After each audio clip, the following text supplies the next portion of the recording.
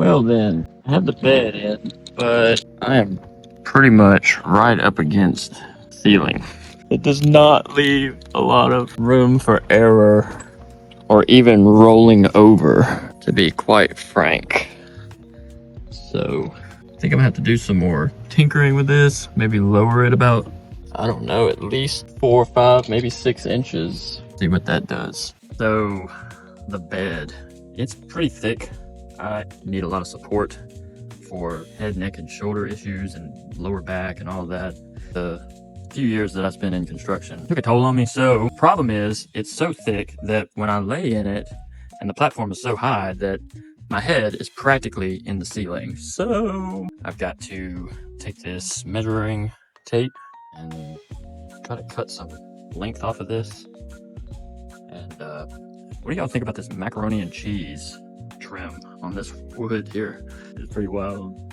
I was trying to pick a color that would look more like a wood grain type effect, but it straight out came out looking like macaroni and cheese and the craft good stuff. So I'm gonna roll with it because I don't know, white Xterra, black gray trim, yellow decking.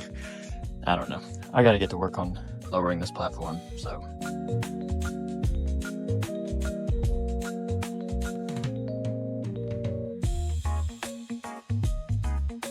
Okay, so I've already run into a problem. Down here, the tire well is kind of in the way. And I need 5 inches of clearance, and that's going to put the platform of the bed like right here where I need it to.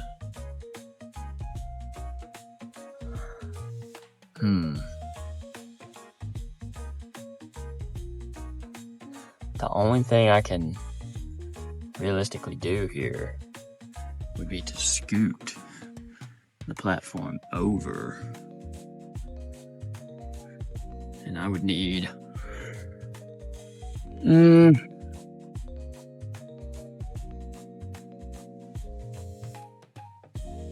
I need about 3.5 inches. So if I did that, I really wasn't wanting to have this right up against the driver's seat, but I don't know, that might have to work like that. Do I have the clearance here? You see what I'm talking about? This, yeah, that I would have to, I gotta alter this box to fit over this tire well. Tire wells just get in the way, don't they? So I'm gonna have to do some serious customization.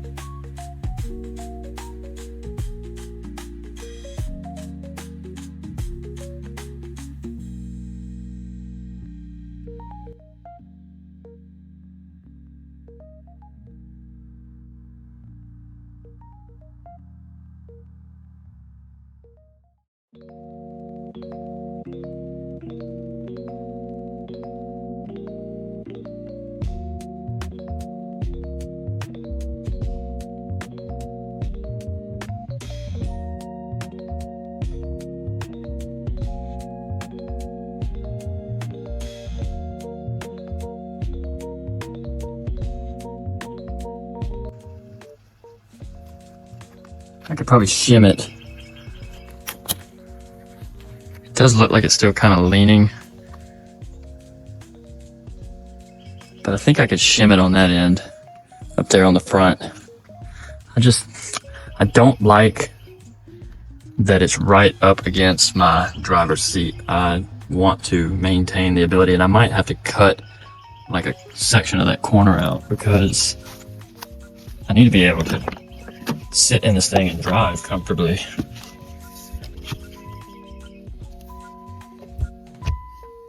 It's not too bad.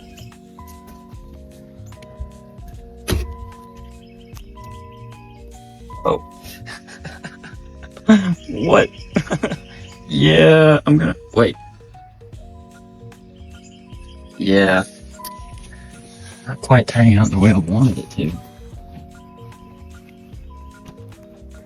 I'm gonna have to reevaluate, because if this goes like that, yeah, that ain't gonna work right there. I'm gonna have to take this clip off here and do like a whole piece of 2x4 right there. It's gonna be a pretty thick piece.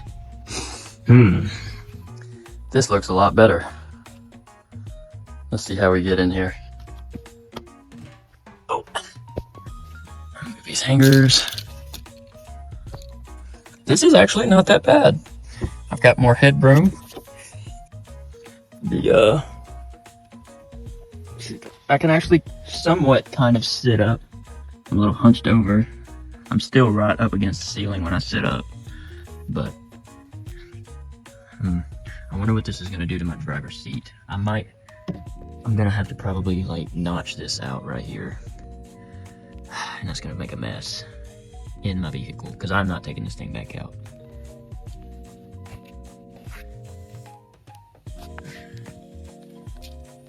But that's what car washes are for.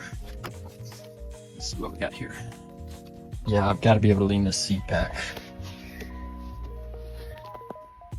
Oh, I actually broke a sweat pushing up against my seat, and I don't want that to end up causing a tear in my cloth or whatever. But I'm in position in the driver's seat. It's set where it needs to be for me to be able to drive, but I do have to fix this problem on this corner.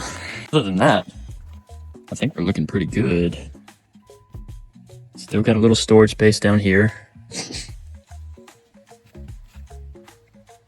This right here could be like a table slide out, and I'm gonna have to do some customization on that shelf system where I'll have a drawer here and a table slide out here. But I think it's coming along. There we go. Got the bed in, lowered the height, got a little more headroom. This is like I said, where the table will slide out. Have a little seating area. I could do cooking or whatever, drink coffee, all that good stuff. This is where the ice chest thing will sit, and it has like a built-in vent system to give air conditioning to the vehicle. And then under here be a good space. I had it cut out for the tire well right there, but it's pretty sturdy. I mean, it's not perfect, but I like how it turned out. And then I could have a drawer under here to pull out and hide stuff or whatever, dishes, cookware, things like that.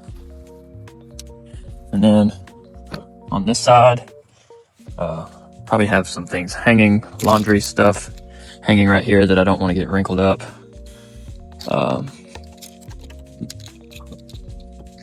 But that's going to limit my entry points.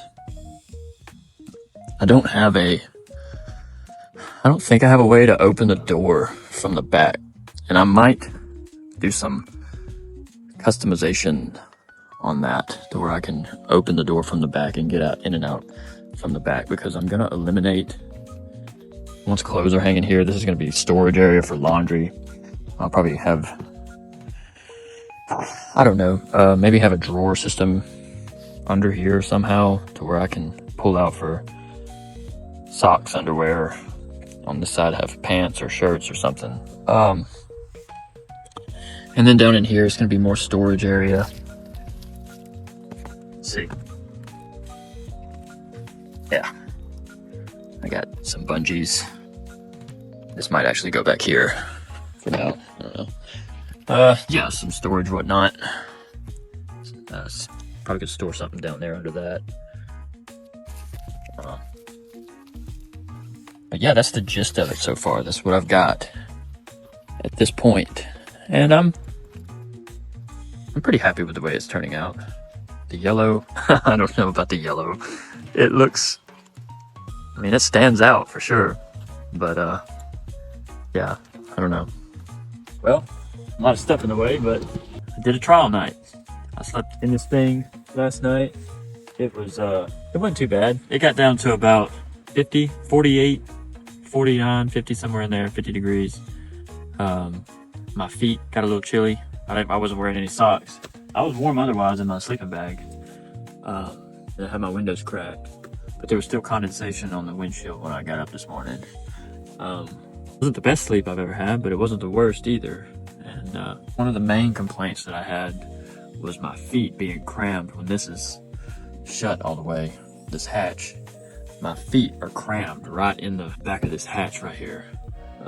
So I don't quite have enough clearance room for my size. I'm like 5'11", something like that.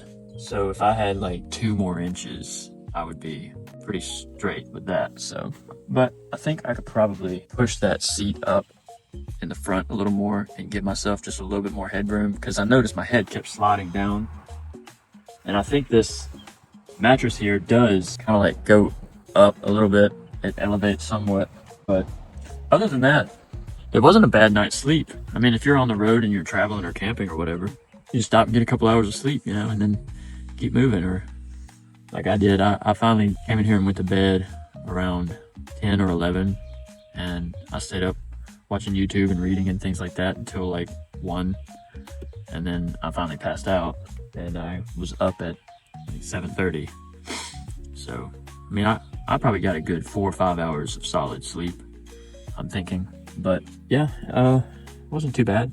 I'm thinking I'll try it again tonight. I don't know that I'm fully ready to make this like a lifestyle yet, but it's definitely doable. But what I would want to do would be, like, for the summer months, go up somewhere north where it still gets cooler for the summer, or not, at least not as ridiculously hot and humid like Louisiana is, and then spend the winter months down south, or like yeah, I mean, that's kind of what I would like to do ultimately, if I had faith enough in the vehicle that I was in. I mean, this is a good vehicle. I love this Xterra. I've just never taken it on a long trip. The furthest I've ever gone in this thing was a 2-hour drive down south to do some training for work. And it did just fine, but I've never taken it across it's never been across the country as long as I've owned it. So I don't know how it would be on a 1,000-mile journey, you know, or an indeterminate length of time kind of journey. I'm sure that problems would arise, you know, just due to the mechanical nature of machinery, but the breakdown of the machine or whatever. But I mean, that's where I'm at with it right now. Is I'm tempted to try to take it up to like Arkansas or something for a 3-day weekend or whatever, just to dip my feet in the water of traveling alone, which is something that I've had some anxiety about. Being somewhere alone and having an emergency or being in a bad situation, the thought of that kind of freaks me out a little bit. But yeah, I mean, it's all there. It's not completely done yet. I do have like an ice chest thing that sits here. I built this shelf box thing specifically for an ice chest that I have here, and it has like a vent system it pulls cold air out of the ice chest and blows it, you know, out of a vent. So it lasts about a night. You get 1 night per bag of ice, pretty much, depending on how hot it is. If it's really hot, you might need 2 bags in there, and you can have a good night of air condition. So, I mean, that's a replenishable resource. It's not really I mean, it's kind of sustainable if you budget for a bag of ice every night, and you're going to be in a warmer climate. But yeah, that's the challenge with doing this kind of thing in a vehicle.